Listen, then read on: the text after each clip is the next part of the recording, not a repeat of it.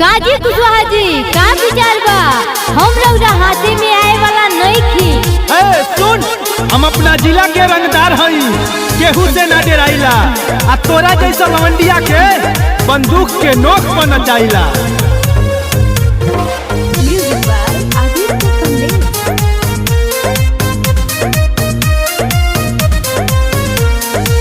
कमर में नोट जनी खोसा बहरियारी, आइल बनी साटा कोना धरा यह कवारी। अच्छा ये बात बा।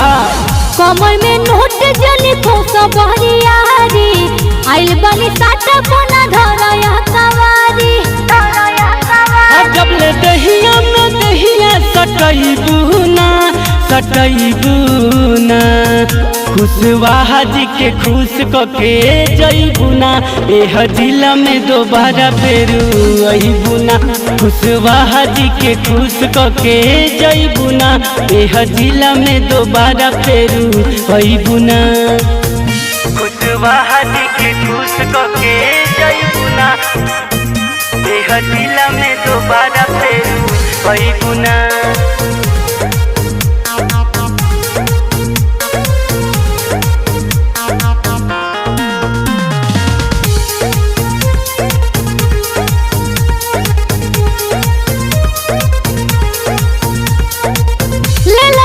लहे लहे छूछा के जहे तहे नमरी देखा के सोभे घघरी उठा दो कोहे।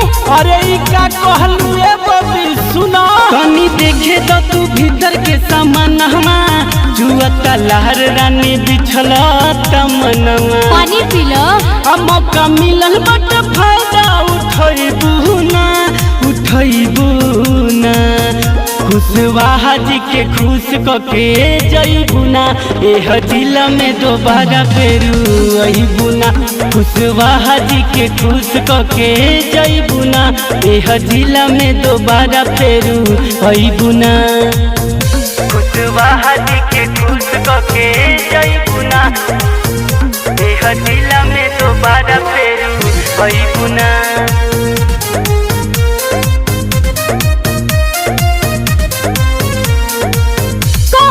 चिल्ली बाटे ढेर खर चिल्ली बाटे, ऐसे न सोचो तू नहीं नाना चिल्ली बाटे।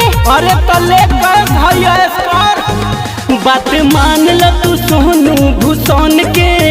ढेर बना जनी गोरी अपना मन के। सही क्या तू ऐसन सवाहत कही पैबुना पर पैबुना। खुशवाहा जी के खुश कके जइबुना। एह जिला में दोबारा फेरू अइबुना।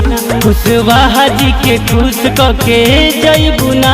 एह जिला में दोबारा फेरू अइबुना।